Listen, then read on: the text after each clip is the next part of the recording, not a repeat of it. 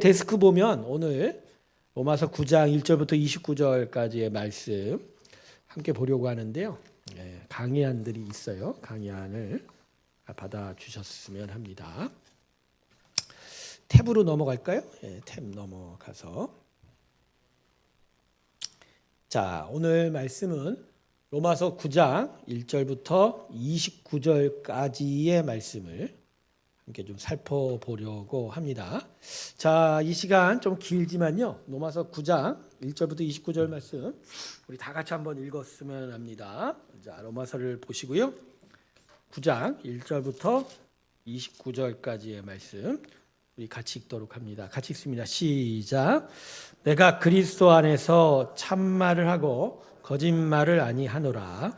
나에게 큰 근심이 있는 것과 마음에 그치지 않는 고통이 있는 것을 내 양심이 성령 안에서 나와 더불어 증언하노니 나의 형제 곧 고륙의 친척을 위하여 내 자신이 저주를 받아 그리스도에게서 끊어질지라도 원하는 바로다.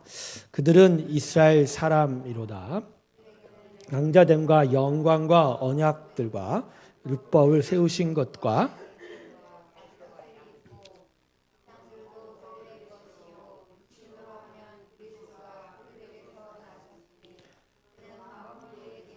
세세의 찬양을 받으실 하나님이시라. 아멘. 그러나 하나님의 말씀이 폐하여진 것 같지 않도다. 이스라엘에게서 난 그들이 다 이스라엘이 아니요 또한 아브라함의 씨가 다 그의 자녀가 아니라 오직 이삭으로부터 난 자라야 내 씨라 불리리라 하였으니 곧 육신의 자녀가 하나님의 자녀가 아니요 오직 약속의 자녀가 씨로 여기심을 받느니라. 약속의 말씀은 이것이니 명년 이때에 내가 이르리니 사라에게 아들이 있으리라 하심이라. 그뿐 아니라 또한 리브가가 우리 조상 이삭 한 사람으로 말미암아 인신하였는데 그 자식이 아직 나지도 아니하고 무슨 선이나 악을 행하지 아니한 때에 택하심을 따라 되는 하나님의 뜻이 행위로 말미암지 않고 오직 부르시는 이로 말미암아 서게 하려 하사 리브가에게 이르시되 큰 자가 어린 자를 섬기리라 하셨나니 기록된 바 내가 야곱은 사랑하고 미워하였다 하신가 같으니라. 그런즉 우리가 무슨 말을 하리요 하나님께서 불의가 있으리라 그럴 수 없느니라. 모세에게 이르시되 긍휼히 여기고 불쌍히 여길 자를 불쌍히 여기리라 하셨으니 그런즉 원하는 자로 말미암도 아니요 다름 박질하는 자로 말미암도 아니요 오직 긍휼히 여기시는 하나님으로 말미암음이라. 성경이 바로에게 이르시되 내가 이 일을 위하여 너를 세웠으니 곧 너로 말미암아 능력을 보이고 내 이름이 온 땅에 전파되게 하려 함이라 하셨으니 그런즉 하나님께서 하고자 하시는 자를 긍휼히 여기시고 하고자 하시는 자를 완악하게 하시느니라. 혹 내가 말하기를 그러면 하나님이 어찌하여 허물하시느냐 누가 그 뜻을 대적하느냐 하리니 이 사람아 내가 누구에게 감히 하나님께 반문하느냐 지음을 받은 물건이 지은 자에게 어찌 나를 이같이 만들었느냐 말하겠느냐. 토기장이가 진흙 한 덩이로 하나는 귀 쓸 그릇을 하나는 천이 쓸 것을 만들 원한이 없냐. 그의 진노를 보이시고 그의 능력을 알게 하고자 하사 멸하기로 준비된 진노의 그릇을 참으심으로 관용하시고 또한 영광 받기로 예비하신 바 긍휼의 그릇에 대하여 그 영광의 풍성함을 알게 하고자 하셨을지라도 무슨 말을 하리요. 이 그릇은 우리니 곧 유대인 중에서뿐 아니라 이방인 중에서도 부르신 자니라. 호세아의 글에도 이르기를 내가 내 백성 아닌 자를 내 백성이라 사랑하지 아니한 자를 사랑한 자라 부르리라. 너희는 내 백성이 아니라 한 그곳에서 그들이 살아계신 하나님의 아들이라 일컬음을 받으리라 함과 같으니라. 또 이사야가 이스라엘 관하여 외치되 이스라엘 자손의 수가 비록 바다의 모래 같을지라도 남은 자만 구원을 받으리니 주께서 땅 위에서 그 말씀을 이루고 속히 시행하시라 말씀하셨네. 또한 이사야가 미리 말한 바 만일 만군의 주께서 우리에게 씨를 남겨두지 아니하셨더라면 우리가 소돔과 같이 되고 고모라와 같았으리로다 함과 같으니라. 아멘. 길죠? 야, 이 29절까지의 말씀을 이제 살펴봐야 하는데 오늘 처음 오신 분도 있어서 제가 잠깐 그림을 하나 그려드릴게요. 그림이라기보다 로마서가 1장부터 16장까지잖아요. 근데 총 3개 단락으로, 사실은 3개 단락보다는 2개 단락으로 구분하는 게 나아요. 이렇게 11장, 16장 이렇게 구별이 되는데, 특별히 1장부터 8장까지 한 무대기하고, 지금 우리가 읽은 9장부터 시작해서 11장까지 한 무대기, 12장부터 16장까지가 이렇게 한 단락이 됩니다. 그래서 이 1장부터 8장은 구원의 도리, 그러니까 우리의 도리가 아니라 하나님이 우리에게 구원을 어떻게 베푸시는가, 그 부분에 대해서 이야기하고요. 12절부터 16절은 구원의 삶, 이건 우리에 관한 얘기죠. 우리가 구원받은 자로서 어떻게 살아야 되는지. 사도 바울이 쓴 모든 서신서는 다 이런 구조입니다. 앞부분에는 우리에게 구원이 어떻게 임했는가, 그 뒤에는 우리가 그 구원을 받아 어떻게 살아야 하는가, 이런 구조가 진행이 돼요. 근데 독특하게 로마서는 요 9장과 11장이 끼어 있어요. 요 부분. 요거 이제 사실은 엄밀히 말하면 구원의 도리의 하나인데 특별한 장이에요. 뭐냐? 이스라엘에 관한 이야기. 이스라엘에 관한. 그럼 이스라엘에 관한 무슨 얘기냐? 즉 이스라엘이 하나님이 택했는데 하나님께 불순종하고, 특별히 예수를 구세주로 보냈음에도 불구하고 구원주로 받아들이지 않아서, 그래서 하나님의 심판을 받은 것 같지만 그럼에도 이스라엘에겐 여전히 구원의 은혜가 임하고 있다. 이 이야기를 9장에서 11장 사이에서 하고 있어요. 이게 상당히 중요한 부분입니다. 현대신학에서도. 왜 그러냐면 우리는 흔히 이스라엘 민족에 대한 구원을 놓고 지금 갑론을박하는 사람들이 꽤 많아요. 그러니까 결국 이거죠. 구약시대 하나님의 율법, 하나님의 은혜에 불순종했고, 그죠? 그리고 더더군다나 메시아로 오신 예수님을 배척했기 때문에, 그래서 하나님이 아예 이스라엘을 버렸다라고 생각하는 사람이 꽤 많습니다. 그래서 이런 부분 때문에 나중에 이제 1차 대전, 2차 세계 대전 중에 유대 민족이 유럽에서 큰 고난을 당하게 되죠. 홀로코스트 당하지 않습니까? 600만 명이 지구상에서 아예 멸절당해 버렸어요. 제노사이드 당해버리죠. 그것 때문에 전후에 2차 대계전 이후에 신학계에서 이스라엘의 하나님의 섭리는 과연 무언가, 그 부분 갖고 상당히 갑론을박합니다. 특별히 로마서 9장 11장 사이에서 결코 사도 바울은 이스라엘에 대한 하나님의 구원이 취소되지 않았다라고 이야기하고, 그래서 그 부분 갖고 지금도 이야기하고. 근데 이게 이제 과도를 넘어서 한국의 어떤 선교단체는 백투 예루살렘이라고 얘기해서, 이스라엘의 민족의 구원이 이루어져야 세상의 종말이 온다. 그러니까 우리의 선교 방향은 계속하여 어디를 향해 가야 된다? 이스라엘 향해 가야 된다. 그래서 예루살렘부터 시작된 구원이 유럽을 거쳐 미주, 아프리카, 중남미, 미국 대륙 거쳐서 다시 한국, 일본, 중국 거쳐서 어디로 가야 된다? 예루살렘 가야 된다. 이런 식으로 서진해야 된다 이렇게 얘기해요. 근데 그러기 때문에 과도한 중동 선교와 이스라엘을 육적으로만 여기는 잘못된 신학들이 발생하게 되죠. 그래서 선교의 혼선이 많이 이루어진 게 지난 한 몇 세기 동안입니다. 이 부분이 바로 잡으려면 이 9장에서 11장 사이를 좀 봐야 돼요. 그리고 이제 이런 큰 이슈도 있긴 하지만 특별히 우리가 하나님의 구원에 대해서 갖고 있는 어떤 의심들, 또 질문 사항들이 이 9장에서 11장 사이에 빼곡히 담겨져 있어요. 이것들을 바라보시면 하나님이 우리를 향한 구원의 도리를 어떤 식으로 적용시키는지도 우리가 알 수가 있는 거예요. 죄송합니다. 자, 그래서 이제 9장 1절부터 29절까지 살펴보는데 한 구절 한 구절 말씀을 한번 살펴보면서 진행을 해보도록 하겠습니다. 자, 이 부분입니다. 자, 오늘은 지난 시간보다 제가 폰트를 좀 더 줄였는데 강의안을 보시면 되겠고요. 영상을 보시는 분들은 그게 작지는 않을 거예요. 자, 사도 바울이 이제 9장 넘어옵니다. 8장까지 이런 얘기를 합니다.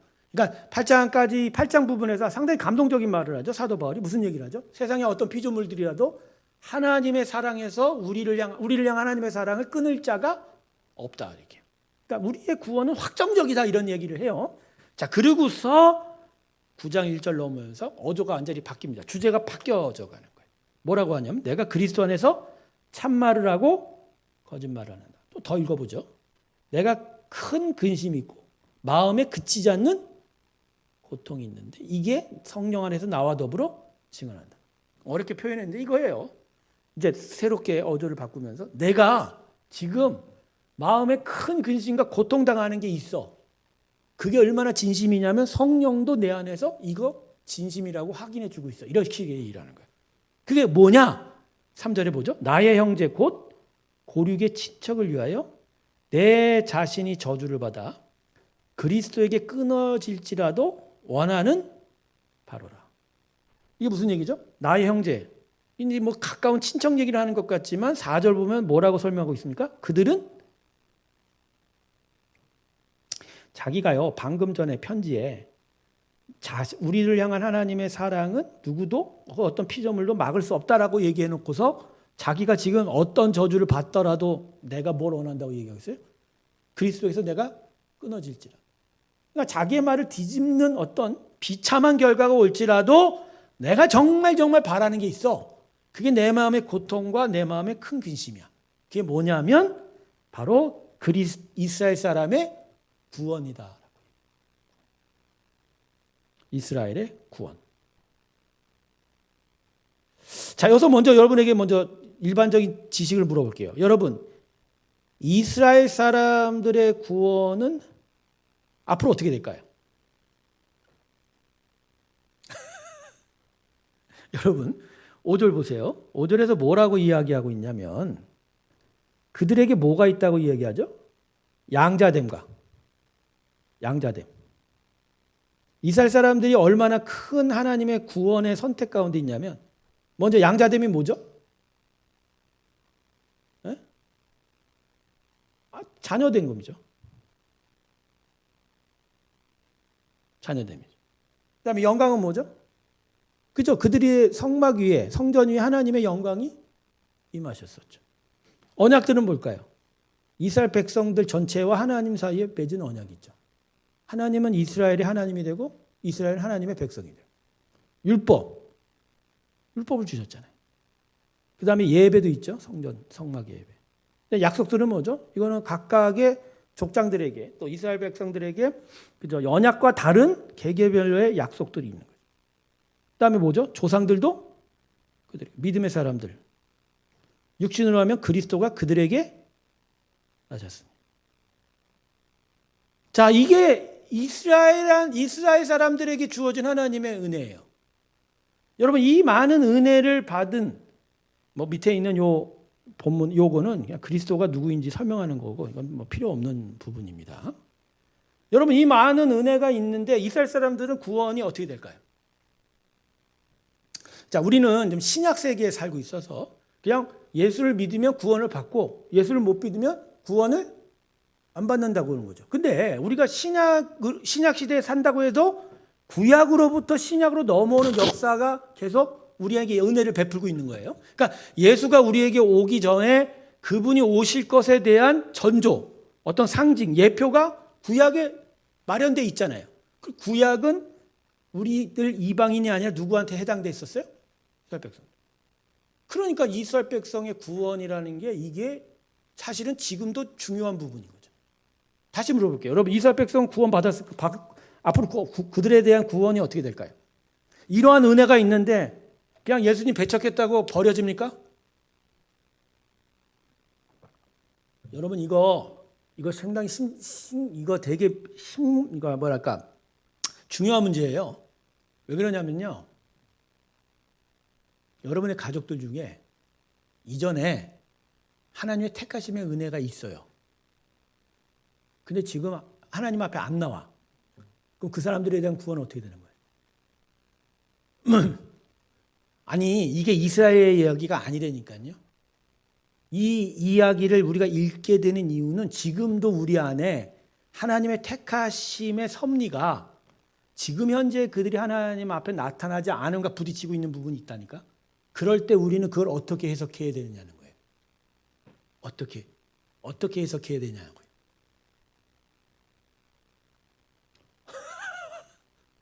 아니, 여기 지금 자기 자녀들, 자기 가족들 중에 이전에는 하나님의 은혜 안에 있었다고 분명 확신되는 일들이 있는데도 불구하고 지금 하나님 앞에 안 나오고 있어요. 그 부분에 대해서 여러분 궁금하지도 않아요? 그냥 자기의 그냥 맹목적인 확신으로 그들에 대한 구원을 저마다의 가치관으로 짐작하고 있는 거예요? 하나님의 말씀 속에서 이들에 대한 구원이 어떻게 되는지를 고민도 안 해보고 그냥 남들이 뭐 한번 택함 받았고 유아 세례 받았으면 끝까지 구원받는 거지. 그래요? 아니 그러냐고요. 아니 천주교처럼 평소에 성당 안 다녀도 영세 바래갖고 이름 자체가 뭐 세례병으로 받았으면 하나님이 완전히 택한 자녀라고 그냥 믿고 그냥 장례식 치르면 되는 거예요? 안성기 씨가 세례교인이더라고요, 천주교. 안성기 배우가. 단 요새 그런 장례식 보면 딴 게 궁금하지 않아요. 어차피 인생은 가는 거니까. 그분이 세상에서 어떠한 역할을 하는지에 대해서 감사함이 있지만 항상 장례식 좀 보면 그래요. 저 신주단지 위에다가 딱 표현하고 성도 누구, 뭐 누구. 저 사람이 과연 정말 저 구원의 저 부르심에 합당한가 안 한가. 그러니까 목사이기도 하지만 신학을 공부하고 말씀 안에 있다 보니까 항상 인생의 결국 궁극적인 관점은 뭐예요? 구원받는 거 아닌가요? 여러분 구원받는 게 아니냐고요. 우리 지금 여러분의 관심이 뭐예요? 인생의 최대 관심이. 조원숙 집사님의 지금 인생의 최대 관심이 뭐예요? 그렇지. 내가 구원받는 게 최대 관심 아니에요? 안 그래요, 여러분? 다 받았어요? 다 받은 게 확정적이에요? 진짜예요? 아니죠. 살아가면 내가 살아가는 지금부터 앞으로의 나날 모든 인생의 가장 중요한 주제는 뭐예요? 구원이에요. 구원이잖아요. 다른 거가 여러분의 가장 큰 관심이에요? 물론 지금 내 마음을 힘들게 하고 어렵게 하고 내 상황이 정말 어려운 여러 가지 토픽과 주제들이 있지만 그게 결코 구원의 문제 앞에서 필적할 대상이 안 돼요. 결국 우리는 모든 인생의 일들 다 제쳐놓고 결국 마지막 한순간에 어디를 향해 가는 거예요? 구원의 완전함을 향해 가는 거잖아요. 자, 그 구원이 우리의 가장 큰 주제인데 이 말씀에 지금 이루어지고 있는 이 부분이 이게 얼마나 중요한 주제예요. 나는 지금 현재 예배실에 있으니까 나는 예외라고요? 아니요. 언제 어느 순간 여러분 교회에 안 나올 수도 있어요. 시험 들어갖고 목사한테 시험 들고 장로한테 시험 들고 성도한테 시험 들어갖고 그러다 하루 이틀 한 달 두 달 안 나오다 보면 안 나와요. 그래놓고서 여러분 집에서 딱 가만히 있는데 하나님께 나의 마음속에 막 찔르는 것 같아. 너 지금 예배 안 드리고 뭐하냐? 너 진짜 이러다가 구원 못 받을 수도 있어. 막 이렇게 할 때 여러분 마음 안에 어떠한 참된 성경의 지식이 여러분의 마음을 흔들고 붙잡고 있냐 이 말이에요. 내 단도직입적으로 물을게요. 지금 예배 안 나오고 있는 교회 안 나오고 있는 여러분의 자녀들 구원 받을까요? 못 받을까요?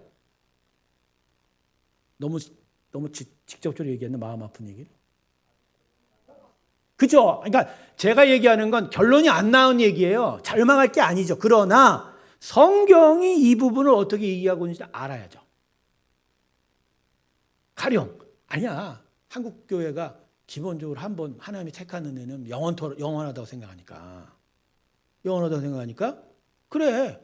뭐 지금 안 장하도 하나님 앞에서 세례받고 예배드렸으니까 택함 받았으면 구원은 취소되지 않을 거야라고 생각해서 계속 권면하고 그들을 계속 인도할 거에 대해서 생각을 막 방심하고 있는 그런 모습이 있다면, 근데 성경 말씀은 그거는 좀 다른 결을 가지고 있다면, 그죠? 우리는 어떻게 해야 되냐는. 제가 오늘 여러분에게 우리의 구원, 우리의 가족의 구원에 대해서 우리가 확실하게 판단할 수 있는 권한을 가졌다 안 가졌다 그 얘기가 아니라 성경은 과연 이 부분을 어떻게 얘기하고 계시는가. 그래서 그 부분에 대해서 우리가 하나님의 뜻과 하나님의 마음을 들여다보면서 우리의 구원에 대한 진짜 하나님의 깊고 복잡한 그 마음을 알게 되면요, 진짜 하나님의 은혜가 얼마나 큰지를 알게 된다는 거예요. 제가 여러분에게 성경 66권 안에 구원의 도리에 대해서 다 알려드릴 수는 없지만 분명히 이것만큼 말씀드립니다. 하나님께서 예수 그리스도로 인하여 구원받는 길 외에 다른 길에 대해서 가르쳐 주신 적은 없어요. 또 하나, 그럼에도 불구하고 우리의 구원에 대해서 확정적으로 이러면 아니다 저러면 아니다 이렇게 이야기하신 것도 별로 없어요. 그러니까 성경의 여러 부분들을 같이 보면서 우리의 구원의 도리를 알아가는 게 필요한 거예요. 딱 하나 주제는 있어요. 예수 외에는 구원의 길이 없죠. 그러나 그 길이 어떻게 적용되는지에 대해서는 천차만별이에요. 가령 여러분 제가 지난 우리 이 공부 시간에도 여러분에게 얘기했었지만 사울은 버림받고 다윗은 구원받은 이유가 뭘까요? 오늘 말씀에도 나와요. 바로는 하나님께서 악하도록 섭리하셨고, 그죠? 이스라엘 백성은 오히려 하나님께서 구원하시려고 택하셨어요. 그럼 이 기준은 뭐예요? 이 기준은 뭐냐고? 내가 구원을 계속 받을 수 있는 이유와 저 세상 내 옆집에 있는 사람이 구원받지 못하는 이유가 뭐냐고? 이 부분은 뭐냐고? 그냥 나만 구원받으면 돼요? 아무 생각 없는 거예요?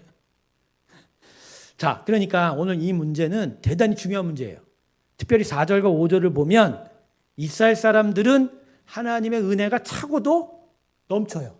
이 놀라운 일들이 이들에게 있어요. 그런데도 사도 바울이 지금 뭐라고 아프다고 얘기해요? 이들이 과연 어떻게 될 것인가? 이들에게 구원은 과연 어떻게 작동이 될 것인가에 대해서 의문하고.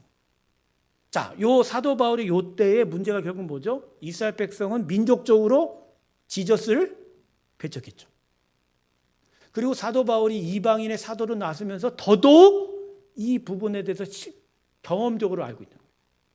곳곳마다 전도하고 선교할 때마다 사도 바울이 어디를 먼저 들어갑니까? 이방인들에게 먼저 복음 전하지 않아요. 항상 어느 도시에 가면 항상 회당부터 찾아갑니다. 유대인들이 워낙 디아스포라라고 해서 남유다 왕국이 무너지고 난 이후에 한 700여 년 동안 온 세상에 다 퍼져가요. 그래서 로마 제국 곳곳마다 유대인들이 다 도시마다 살고 있어요. 근데 이들이 모여 항상 성인 6명만 모이면 회당이 구성이 될 수 있거든요. 성인들이 몇 명이나 모이면 회당을 만들어요. 그리고 회당에서 율법서를 읽고 시편을 낭독하면서 하나님께 예배하는 일들을 멈추지 않았던 자들이에요. 그러니까 이미 유대의 교인들은 전 세계에 퍼지면서 하나님에 대한 신앙, 여호와에 대한 신앙을 계속 지키고 있었던 거예요. 물론 세속화되고 그죠? 세상의 탐욕에 빠진 유대인들도 많지만 어느 도시나 가나 하나님을 섬기는 유대인들 그룹은 존재했다는 거죠. 근데 사도 바울이 예수 그리스도의 복음을 전파하러 어느 도시마다 찾아가면서 어디 먼저 들렸어요? 회당부터. 왜요? 거기가 복음 전하기 편하니까. 하나님을 알고 있으니까. 율법을 알고 있으니까. 그 말씀을 통해서 이미 율법은 그죠? 구약은 예수가 이 땅에 오실 걸 예언하셨으니까. 그 부분을 풀어주면 우리가 기다렸던 메시아가 바로 이 부분이구나. 근데 바울이 모든 도시마다 회당을 가면 갈수록 박해를 받아요. 유대인들이 회당에서 결국 바울을 어떻게 해요? 쫓아내요. 박해해요. 막 때리고 죽이려고까지 했어요. 사도 바울이 3차 선교 여행 때 암살단이 사도 바울을 덮친 거 아십니까? 그래서 3차 선교 여행 때 고린도까지 갔다 고린도에서 배 타고 안디옥으로 가려다가 멈췄어요. 왜? 그 배 타는 가운데 저 안디옥 예루살렘에서 보낸 암살단이 시카리오들이 바울을 죽일 거라는 첩보를 들어서 배를 안 탑니다. 안 타고 다시 도보로 저 마게도냐 북쪽으로 해서 다시 에베소를 통해서 아예 예루살렘으로 돌아가는 길을 택하거든요. 그럴 정도로 사도 바울은 자신의 유대인들이 동족들이 예수님을 배척하고 있는 걸 한두 명 소수의 사람이 아니라 그냥 민족적으로 배척하고 있는 것을 점령 깨달았던 거예요. 경험했던 거예요. 그러니까 결국은 예수 그리스도를 배척하고 있으면 결국 구원에 이 이스라엘 백성들이 이르지 못하는 거잖아요. 자, 그러면 질문이 생기는 거예요. 어느 거예요? 이 수많은 은혜의 일들이 이들한테 있는데 하나님이 이들에게 약속하셨잖아요. 구원을 이루라고 약속하셨잖아요. 근데 그 약속은 과연 어떻게 되느냐는 거예요. 이들이 예수를 배척하고 안 믿는데 이 이스라엘에 대한 하나님의 약속은 앞으로 어떻게 될 거냐에 대한 질문, 그리고 그 현상에 대한 아픔이 1절부터 5절 사이에 담겨 있는 거예요. 근데 이 아픔이 아까도 제가 여러분에게 적용했지만 우리의 가족들, 우리의 친척들, 나의 친구들에게도 똑같이 적용되는 일이라는 거예요. 그냥 처음부터 지금까지 불신자라면 그냥 나와 같은 존재이지만 하나님이 하나님께서 택하여 하나님의 백성이라고 부르셨고, 그죠? 한두 번 교회 나온 것도 아니고 유아 세례도 받고 교회를 열심히 나가고 예배드렸던 우리의 자녀도 우리의 가족들임에도 불구하고 지금은 아예 교회를 안 나온단 말이에요. 그리고 가끔 가서 만나면 너 예수 믿냐라고 물어보면 별 좋은 대답을 안 하고 있으니 제 동생이 그래요, 제 동생이 그래요. 얘가 대성중학교를 나왔어요. 중학교 입학하면서부터 대성중학교에서 학교 예배를 드리기 시작했어요. 그리고 그 학교에서 세례를 받았대요. 성경도 사서 읽고. 그런데 우리 집에는 부모님께서 그때 예수를 안 믿으니까, 불교 신자니까 한 집에 왜 저 둘째 아들이 이상한 데 가갖고 예수를 믿냐고 박해를 했나 봐요. 그래갖고 몇 대 쥐어 박았나? 미움을 당했대. 그러고 나서 제 동생이 그 이후에 이제 교회를 못 간 거예요. 못 간 거예요. 근데 이제 나이가 30, 40 넘어가면서 이제 큰아들이 예수를 믿을 정도가 아니라 신학교 가고 목사가 되니까 이제 아버지가 바뀐 거지. 왜? 큰아들 따라가야 된다고 그러니까.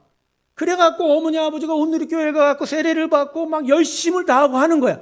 그걸 보고 제 동생이 뭐라고 했어요? 꼴배기가 싫은 거지. 꼴배기가 싫은 거야. 나 때는 엄마 아버지가 팍 해놓고 형 믿으니까 거길 따라가고 지금 와서는 아예 교회 안 나간 나한테 교회 왜 안 나갔냐고 막 성화되니까 아들, 이 둘째 아들놈이 마음이 어떻겠어요? 섭섭한 거예요. 그래도 아버지가 가자고 그러니까 아버지 생전에 몇 번 따라갔어요. 교회를 따라갔어요. 따라가고 뭐 안 나가 안 지키만 하면 너 예수 안 믿냐? 교회 안 나가자 그러니까. 근데 아버지 돌아가셨어요. 소천하셨죠. 지금 나한테 그러는 줄 알아요. 이번 1월 달에 1월 17일에 아버지 생신인가 봐요. 생신이야. 나보다 효자지. 아버지 생신을 음력으로 기록하니까.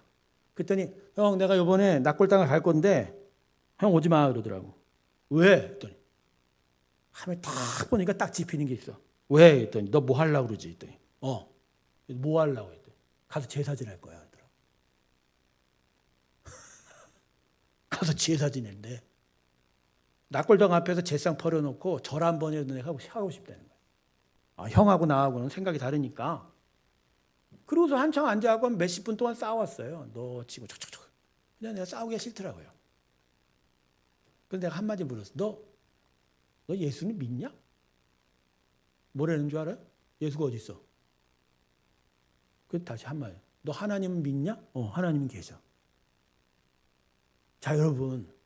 세례까지 받아갖고 그 중학교 1, 2학년 때 그렇게 그 학교에서 열심히 예배드리고 했던 애래요. 아버지 성화에 못 이겨서 교회를 한 2년, 3년 다녔어요. 그 집에 있는 제 큰 조카가 1학년 때부터 중학교 3학년 때까지 교회를 다녔어요. 저 서부경찰서 앞에 소원의 항구라고 건물의 4층에 있는 교회예요. 지금도 있잖아요. 근데 지금 걔네들 교회 안 나가요. 그럼 얘네들에 대한 구원은 어떻게 되냐고. 나도 지금 질문이에요. 나도 질문이에요, 지금. 그럼 내 안에 아픔이게요, 안 아픔이게요? 아픔이죠. 이게 어떻게 될 거냐는. 그러니까 여러분 성경 말씀은요, 그냥 종교적으로 그냥 얘네들이 믿는 게 이런 도리야 이거 아니에요. 우리 삶에 그냥 다 있는 일들이고 우리 삶 속에 가장 적용이 돼야 되는 기준들이에요. 그렇죠? 그러니까 사도 바울이 그런 아픔이 있는 거예요. 그럼 이스라엘이 그런 많은 하나님의 은혜를 받았음에도 지금 예수를 배척하고 결국 많은 사람들이 이스라엘 그 하나님께서 그 유대인을 버리고 이방인을 택해갖고 자기를 사도를 지금 만들어서 복음 전하게 하고 있잖아요. 자기가 눈에 보는 건 뭐예요? 유대인들은 배척이 되고 하나님의 선택은 지금 어디로 가고 있어요? 이방인들에게 가고 있어요.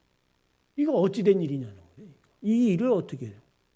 그러니까 1장부터 8장까지 구원의 도리에 대해 쓰다가 바로 12장으로 넘어가서는 흐름이 안 끊깁니다. 여러분 8장 딱 읽고 나서 12장 1절 읽어보세요. 절대 흐름이 안 끊겨요. 그런데 고통스러운 장 3장을 갖다 붙여놓은 거예요. 왜?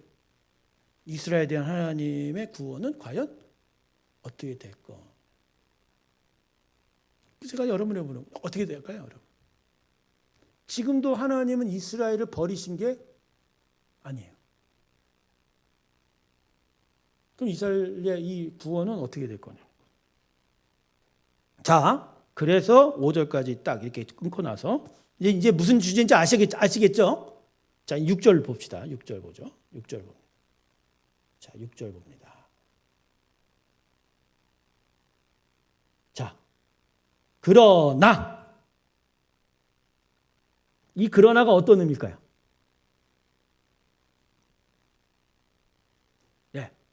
많은 사람들이 이야기하기에 이스라엘은 하나님께서 버리셨다. 네, 그러나 이렇게 짚은 거예요. 자, 여러분, 이스라엘이 버림받았다의 큰 두 가지 사람들이 드는 게 있어요. 사도 바울도 그걸 짚고 있는데, 첫 번째는 뭐냐면 이스라엘의 나라가 남유다 왕국의 멸망으로 없어졌다는 거예요. 즉 이스라엘의 불순종에 대한 하나님의 징계가 너무너무 커요. 북이스라엘 왕국이 아수르에 멸망당하고 220년 지난 후에 남유다 왕국이 바벨론 제국에서 멸망을 당합니다. 586년에 예루살렘이 함락이 되면서 성전이 깨져버리고 사라져버리잖아요. 그죠? 자, 그때 이스라엘은 약속의 땅을 잃어버려요. 그리고 자신의 살던 땅에서 다시 쫓겨갑니다. 그러니까 하나님은 그냥 징계가 아니라 마치 이스라엘의 불순종에 대해서 심판을 행하신 것 같아요.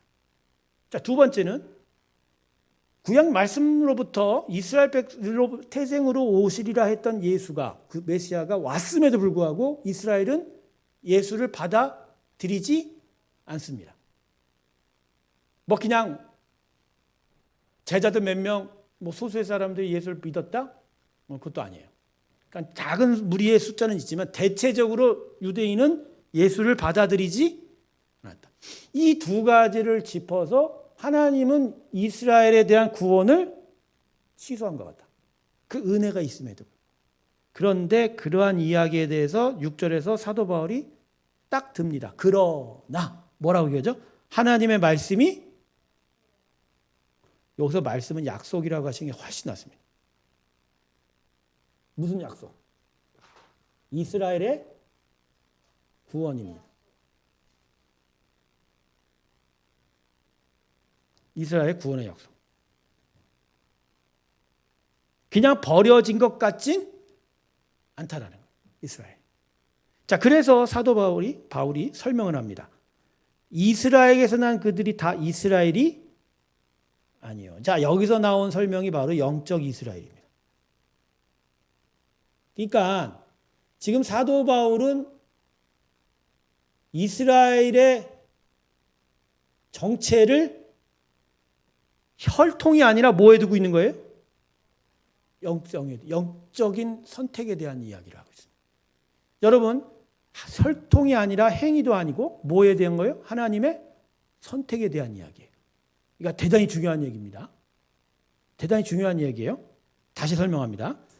이스라엘이라는 그들이 다 이스라엘이야. 이건 지금 혈통이 아니라는 거죠. 혈연이. 또한 아브라함의 씨가 다 그의 자녀가 아니라 오직 뭐로부터? 난자의 넷이라고 해요. 요거는 설명이 가능하죠. 쉽게. 아브라함의 씨가 다 하나님의 백성 되었다라고 하면 이스마엘도 하나님의 백성인가요? 그렇지 않죠. 그러니까 그러니까 아브라함의 혈통 가운데서 행위로 구원받는 건 아니라는 거예요. 행위로. 행위의 선함이 아니죠. 뭐죠? 약속으로부터 난 이삭으로부터. 즉 이삭으로부터 난 자라는 건 혈통이 아니라 뭐라고요? 영적 택함이 있다라는 얘기예요. 이것도. 자, 그리고 8절에 또 얘기하죠. 그래서 육신의 자녀가 하나님의 자녀가 아니라 뭐라고요? 약속의 자녀가 씨로 여기심을 받는.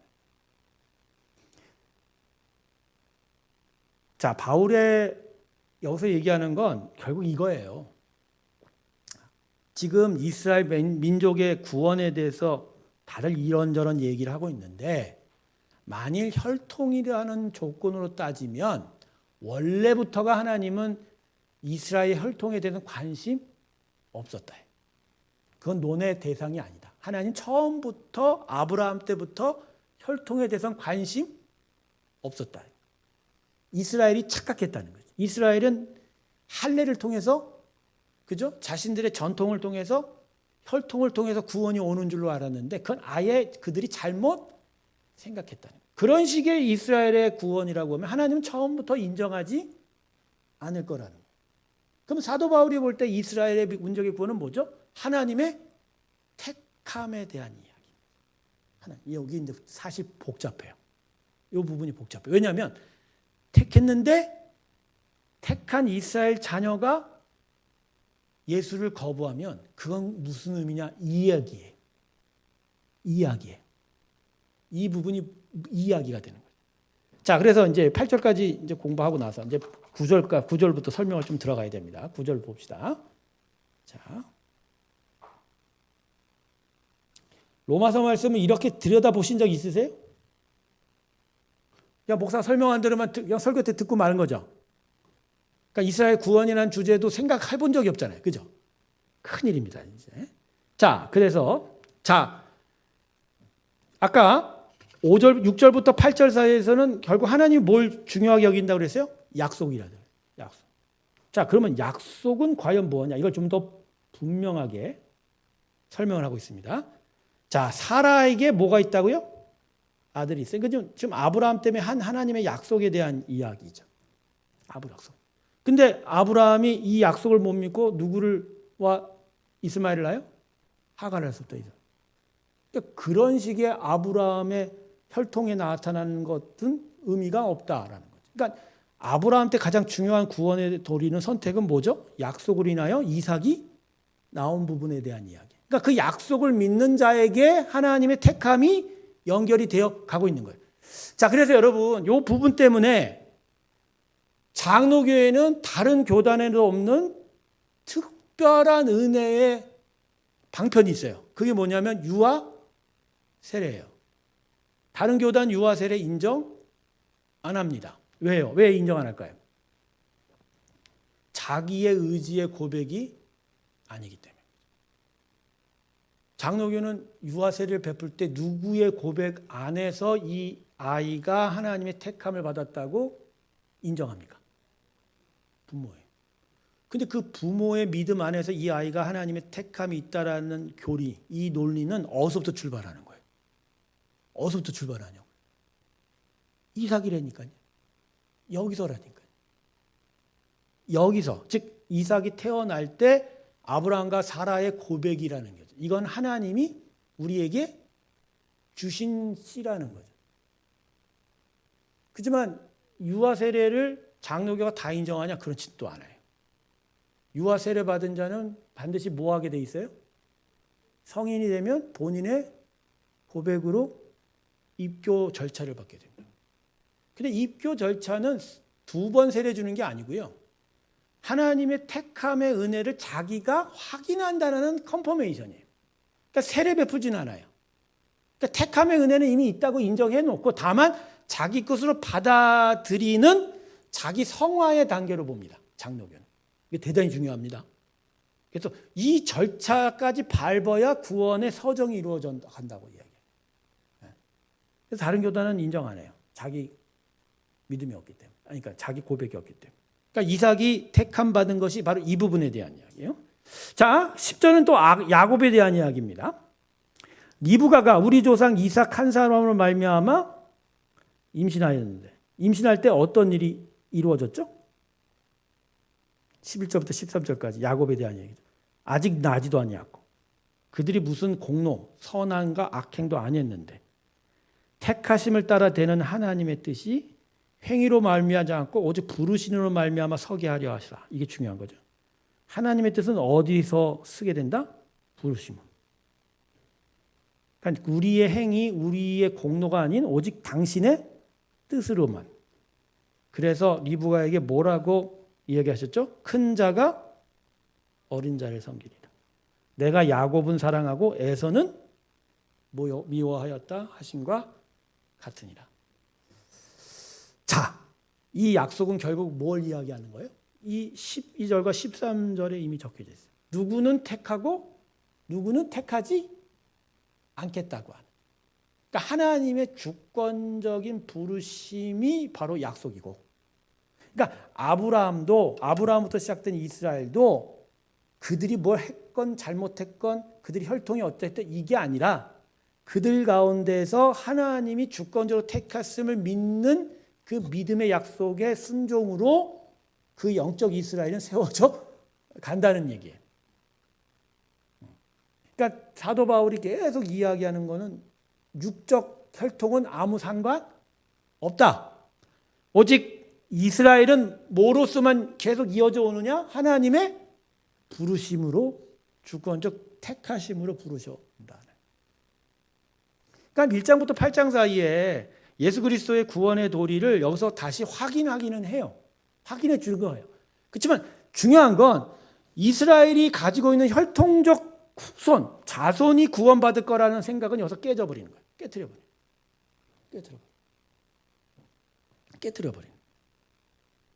그러니까 이스라엘 유대인들이 계속 자기네들 혈통으로 구원받는다고 했는데 아니다. 그건 이미 하나님이 태초부터 그런 생각 가신 적 없다. 너희 안에 하나님의 부르심이 있다는. 근데 지금 여러분 한 가지 짚고 넘어가는 거예요. 그렇다고 해서 이스라엘에 대한 하나님의 구원이 뭐 취소됐거나 그건 아니죠. 더더욱 이스라엘에 대한 하나님의 부르심은 확고해져요. 지금 계속 이야기하는 게 뭐예요?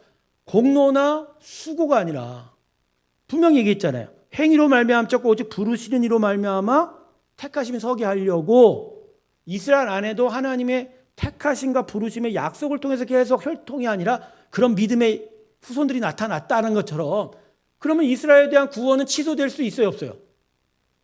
없죠. 지금 그 얘기하고 있는 거예요, 여러분.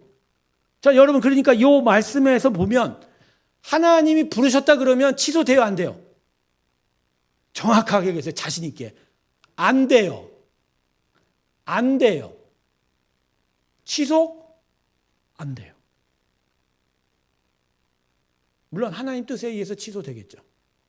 근데 그분의 뜻이 쉽게 변하지 않으니까 그렇지. 제가 여러분에게 묻습니다. 하나님이 우리에 대한 사랑을 취소할 수 있어요, 없어요? 아니, 다른 피조물은 거기에 대해서 도전할 수 없는데 하나님은 할 수 있어요, 없어요? 할 수 있죠.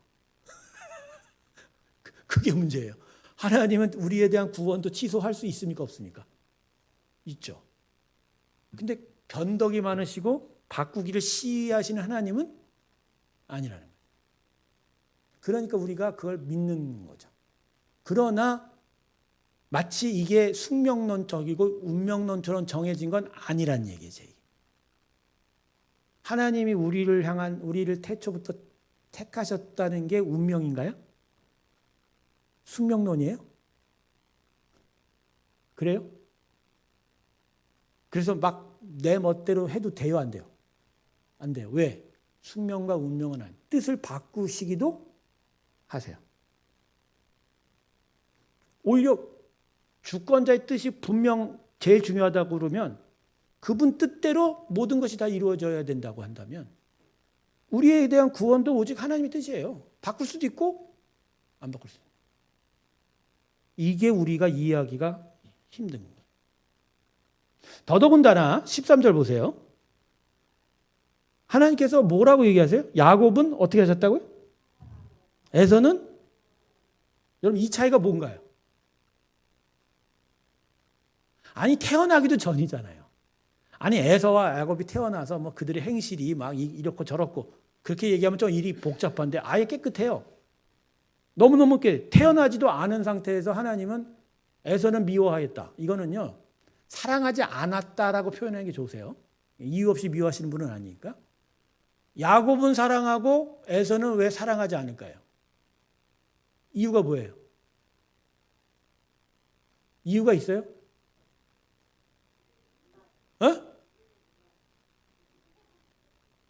우리는 모르겠죠. 나중에 가면 알겠죠? 그래서 제가 신학교 갔을 때 누가 그러셨어요? 우리 조직신학교 교수님, 엿장수 마음이라고. 근데 그 말이 맞더라고요. 엿치기 하는데 500원, 1000원 내주고 엿 주세요 그러면 엿장수가 지 멋대로 자르잖아요. 그리고 이게 뭐 정확하게 잘라지지도 않아요. 딱 잘 돼도. 근데 하여간 어쨌든 잘라진 대로 나눠 줘 먹으니까 어떤 놈은 작은 거 받고 어떤 놈은 큰 거 받고 또 그 안에 엿구멍 보면 어떤 놈은 작고 크고. 근데 그게 엿장수 마음이라고 하잖아요. 항상. 내 마음이야. 내가 주는 대로 하는 거예요. 구원이 하나님 마음이에요. 하나님 주권적인 뜻이에요. 다만 그분의 주권의 뜻은 언제나 선하시다라는 거죠. 그걸 우리가 믿는 거죠. 그게 중요한 거. 자, 13절 다음에 하던 거쯤에 14, 18절까지 갑시다. 그러고 나서 오늘 좀 마치고 다음 시간에 하도록 할게요. 자, 14절입니다. 그런즉 무슨 말을 하리요? 하나님께 불의가 있느냐? 그럴 수 없느니라. 불의가 있습니까? 어떻게 그렇게 분명하게 얘기할 수 있죠? 그 이야기를 15절, 16절에서 하고 있잖아요. 모세에게 얘기해 내가 긍휼히 여길 자를 긍휼히 여기고 불쌍히 여길 자를 불쌍히 여기리라. 그러니까 내 판단과 내 기준이라는 거죠. 그죠? 권한은 나한테 있다고 얘기하는 거죠. 그런즉 원하는 자로 말미암도 아니요 다른 박질하는 자로 말미암다. 즉 우리의 원함과 기대 안에서 구원이 이루어지는 게 아니라 오직 긍휼히 여기시는. 자, 그러니까 여러분 칼빈이 이중 예정서를 주장하게 된 게 이 부분이거든요. 이 말씀대로라면 솔깃한 거죠. 이중 예정이라는 건 딴 게 아니고요. 태초에 구원받기로 예정된 사람 따로 있고 그냥 유기 내버려 두시기로 작정한 사람 따로 있다는 거예요. 상당히 요새 현대사회에서 더더군다나 마음의 불편함을 견뎌주는 교리입니다. 그러나 장로교는 이 교리를 믿어요. 장로교인들은. 근데 뭐 요새 뭐 한국 교회에 뭐 장로교리 가르친 데가 없으니까. 여러분 이 이중 예정에 대해서 마음이 어떠세요? 누구는 택하고 누구는 택하지 않겠다가 이미 창세전부터 하나님이 이미 정하셨다는 거죠. 감리교는 그렇게 생각 안 합니다. 감리교는 이중 예정 없어요. 감리교는 딱 하나만 있어요. 하나님이 택하기로 작정하셨다. 이것만 얘기해요. 근데 칼빈은 더 쉽게 하나 해주려고 택하지 않은 자도 예정하셨다는 거예요. 여러분 마음 어떠세요? 많이 불편해요. 왜 불편할까요? 같은 가족 안에도 누구는 하나님이 택하지 않았다는 거예요. 근데 말씀을 보면 불의가 있느냐? 그럴 수 없다라고 얘기해요. 그러니까 왜 그럴 수 없어요?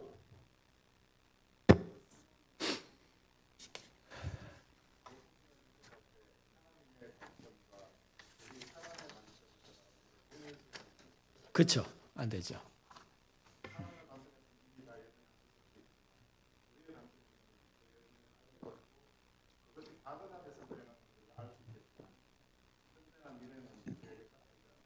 네. 그래서 이제 칼빈의 예정론은 구원의 시작 단계에서 적용하면 어려운데 구원의 완성 단계에서는 많이 맞다라고 생각하는 신학자가 많아요. 왜냐하면 결국은 나중에 살펴보았더니 누구는 구원받고 누구는 구원받지 못했다는 거예요. 그 이 차이가 뭐냐는 거예요. 이 차이가 설명이 안 되는 거예요.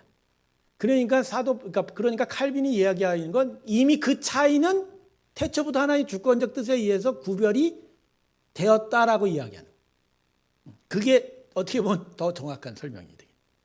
어쨌든 우리로서는 다 이해할 수가 없어요. 하지만 우리가 살아가면서 순간순간 이 부분에 대해서 의심할 때가 있죠. 어떤 자들은 계속 전도하고 정성을 기울여 복음을 전하고 애씀에도 불구하고 죽어가는 순간까지 복음을 안 받아들인 자들이 있어요. 그럼 그 부분에 대해서 우리는 어떻게 해석해야 되냐고. 어떻게 해석해야 되냐. 이런 부분에 대한 질문인 거죠. 근데 이게 이제 우리 가까운 가족이 되기 시작하면 좀 더 문제가 더 힘들어지게 되는 거죠. 자, 하나 더 합시다. 17절, 이 17절 더 중요한 문제인데요. 17절, 18절. 여기까지만. 성경이 바로에게 이르시되 내가 이 일을 위하여 너를 세웠으니 너로 말미암아 내 능력을 보이고 내 이름이 온 땅에 전파되게 하려 하심이라. 그런즉 하나님께서는 하고자 하시는 자를 긍휼히 여기시고 하고자 하시는 자를 어떻게 만든다? 자, 바로에 대한 이야기는 이 완악에 대한 이야기입니다. 성경 출애굽기를 보면 하나님께서 바로를 계속 완악하게 만드셨다라는 표현이 등장을 해요. 그럼 요건 또 어떤 의미일까요? 즉 하나님의 구원의 사역에 계속 거부하는 일을 바로가 계속 했다라는 표현이거든요. 근데 이 이야기를 사도 바울이 끄집어낸 이유는 유대인들이 지금 예수님 계속 배척하잖아요. 예수님 계속 거부하잖아요. 오히려 그래서 그 거부하는 일을 통해서 이방인들에게 복음이 보다도 분명하게 전해져가는 계기가 됐다라는 얘기입니다. 그걸 애둘러 설명을 한 거예요. 사도 바울. 자, 지금 봐라. 내가 이방인들에게 복음을 전하고 있는데 이 복음이 왜 이방인에게 가게 되는 줄 아나? 예수가 유대인들이 예수를 자꾸만 배척하니까.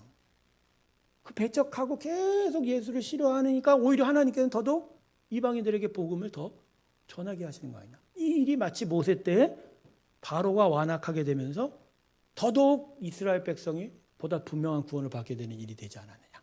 그 이야기라는. 결국 바로가 끝까지 고집을 피니까 마지막 10번째 재앙이 뭐가 내렸어요? 장자가 죽는 재앙이 내렸죠. 만일 바로가 처음부터 협조적이었으면 10번째 재앙이 있었을까요? 없었을까요? 필요 없었겠죠. 근데 하나님은 끝까지 바로의 마음을 어떻게 했어? 만든 건 아니에요. 표현이 그렇지. 바로가 완악하게 된 거 안 말린 것 같아. 내버려 둔 것 같아. 근데 계속 완악하게 되면서 결국 이스라엘 백성에게 하나님의 장차 있을 예수 그리스도의 십자가의 구원의 도리가 예표로 먼저 나타날 수 있게 되어버린 거잖아요. 그럼 과연 이 부분에 있어서 그러면 왜 하나님은 바로를 그렇게 완악하게 버려두냐는 거지. 그도 이스라엘 백성이 하나님을 따라가듯이 그도 그런 은혜를 주셔갖고 그죠? 모세를 따라 나설 수도 있는 거 아니에요. 바로도 자기 나라 팔같이 버리고 그런 은혜는 왜 그에게 안 주시고 이스라엘은 긍휼하게 여기시고 왜 애국과 바로는 완악하게 내버려 두셨나는 거죠. 이 부분에 대한 이유는 뭐냐는 거예요. 하나님께 불의한 거냐? 아니라는 거예요. 그래서 그 다음 19절에 가보면 뭐라고요? 하나님이 어찌하여 허물하시느냐? 누가 그 뜻을 대적하느냐? 이렇게 됩니다. 여러분 이 질문이 왜 중요하냐면요.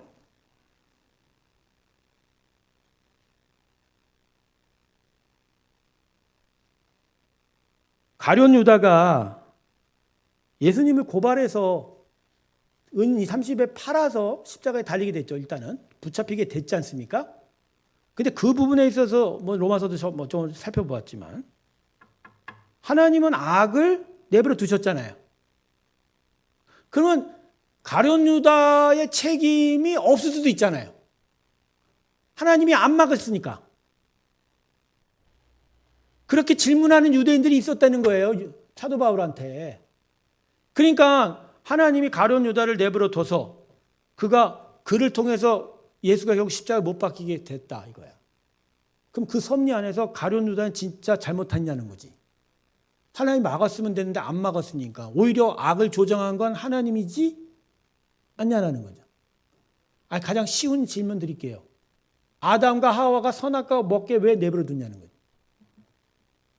그 질문이에요. 똑같은 거예요. 여러분 그 생각 안 해봤어요? 우리가 지금 이렇게 고통당하고 힘들어하고 사는 이유 중에 제일 큰 이유가 뭐예요? 하와가 아담이 선악과 먹은 것 때문이잖아요. 근데 하나님은 왜 아담과 하와가 선악과 먹은 거 가만 내버려 두셨다는 거예요. 그죠? 그러면 하나님도 책임이 있어요, 없어요? 있을 수 있다니까요? 질문을 그렇게 던질 수 있다니까요? 그러니까 너는 그렇게 맞으니까 그런데 유대인들이 그렇게 질문했다는 거지. 이게 로마서 2장하고 3장 사이에 걸쳐 또 나온 질문이에요. 똑같은 거예요. 즉 지금 사도 바울이 계속해서 뭐에 대해서 이야기하고 있는 거예요? 결국 하나님의 주권, 구원의 뜻과 의지는 누구한테만 있다? 하나님께 있다. 근데 그분의 뜻과 의지는 가장 선하다는. 자, 그 이야기를 설명하면서 이스라엘 백성 안에 하나님의 택하심을 지금 풀어내고 있는 거예요. 그러니까 이스라엘은 혈통으로 하나님의 택함이 있는 게 아니라 약속으로 택함이 계속 이어져 왔다는 거예요. 근데 여러분 약속은요 우리가 어찌할 수 없잖아요. 누가 하신 건데? 바로 그 부분이에요. 그러니까 이스라엘이 지금 예수를 배척하고 뭐 죄를 짓고 해도 그분의 약속이 폐했냐는 거예요. 취소가 됐냐는 거예요. 안 됐다고 사도 바울이 얘기하는 거지. 그러니까 아까 제가 처음에 드린 질문에 여러분 한편의 마음 한편 안도하심이 있을 수 있어요. 하나님이 한번 부르시면 쉽게 취소가 안 되는 거지. 그러니까 우리의 지금 가족들 중에 지금 현재 스코어는 하나님 앞에 못 나오고 있어. 그러면 그런다고 해도 하나님이 그 자족들에 대한 택하심이 쉽게 취소가 되겠느냐는 얘기예요. 네. 그러니까 이 말씀을 통해서 볼 때 여전히 하나님은 우리 자녀에 대한 부르심을 취소하지 않았구나. 그 약속은 영원하구나. 중요한 문제가 하나 있어요. 진짜 약속 받았느냐는 거지. 그건 누구도 몰라요. 그걸 누가 확신해요? 저는 가끔요, 내가 하나님의 약속을 받고 택하심 받았는 게 분명한가에 대해서 제가 다시 돌아봅니다. 내 자신의 완악감, 나의 죄, 나의 실수와 나의 모습을 보면서. 물론 아닌 증거는 더 많죠. 그러나 100% 하나님이 날 불렀다고 내가 방심할 수 없죠. 그러니까 여러분, 구원의 문제는요, 지금 이렇다 저렇다 판단도 못할 뿐만 아니라, 그러나 지금 확실하다 방심할 수도 없어요. 중요한 건 하나님의 뜻은 분명하고 하나님의 부르심 취소되지 않는다는 성경 원칙만 확인할 거예요. 그러니까 구원의 도리 앞에서 누구도 긴장 안 할 수가 없고 누구도 마음을 놓을 수 없는 거예요. 그래서 중간 결론은 이제 이거의 강의안도 다음 시간에 살펴봐야 돼요. 여러분, 이스라엘에 대한 하나님의 구원은 취소되지 않았어요. 지금도 하나님은 이스라엘 민족에 대한 약속을 이루시길 원합니다. 그런데 그게 여러 이상한 단체들이 주장하는 방식은 아니에요. 그들도 결국 예수를 믿는 길로서만이 하나님의 구원을 받습니다. 다른 방식이 아니에요. 다만 이스라엘 민족 자체에 대한 하나님의 구원의 취소는 없다예요. 자, 이렇게 되면 아주 쉽게 돼요. 결국 예수를 믿는 방법 외에는 구원의 길이 있다 없다? 없죠. 이스라엘에게 처음 구약의 여러 은혜로 택함을 했어도 그 택함은 결국 뭐를 통해서? 예수를 통해서. 예수를 통해서. 결국 이스라엘 사람으로 예수가 왔고 그런 식으로 논제가 정의가 되는 거예요. 자, 그런 식으로 이제 이 성경이 풀려져 가는데 그러나 이 장을 제대로 이해하지 못한 자들이 이스라엘 백성에 대한 잘못된 구원관과 잘못된 성경 지식으로 지금 복음의 교리를 훼손하고 있는 경우가 너무나 많기 때문에. 자, 오늘 한 가지 소득이 있네요. 하나님의 부르심은 그 어떤 것보다 택하심은 우선하다. 그 부분이 하나님 끝까지 지키실 일이다라는 것을 우리가 다시 확인했습니다. 자, 근데 9장을 이제 초반부를 봤기 때문에 나중에 하반부하고 10장, 11장까지 한번 다 보고 나서 나중에 또 결론을 좀 맺고자 합니다. 자, 기도하고 오늘 예배 마치도록 하겠습니다. 하나님, 로마서 말씀을 좀 더 많은 생각과 묵상과 함께 들여다보았습니다. 저희가 남이 해주는 설교를 통해서 그저 귀에서 귀로 지나가는 말씀이 아니라 하나님이 우리 안에 심령에 말씀으로 인하여 깨닫게 되는 은혜를 베풀어 주시기를 소망합니다. 더더욱 말씀 앞에서 고민하고 또 생각해 보면서 더더욱 주의 은혜 가운데로 나아가기 소원하오니 이 시간을 통해서 하나님의 그 크신 은혜의 일들을 이루어 주시옵소서. 수요 예배가 저녁으로 옮겨와서 함께 기도하고 말씀 가운데로 나아가기 소망합니다. 하나님, 이 예배를 지켜 주시옵시고 하나님의 크신 은혜의 시간으로 이 시간에 함께하여 주시옵소서. 지금은 우리 주 예수 그리스도의 크신 은혜와 하나님 아버지의 사랑과 성령의 교통하심이 참된 구원의 도리를 향하여 주께 나아가기를 주께 고백하며 나서는 하나님의 귀한 성도들의 심령들 위해 영원토록 함께할지어다. 아멘.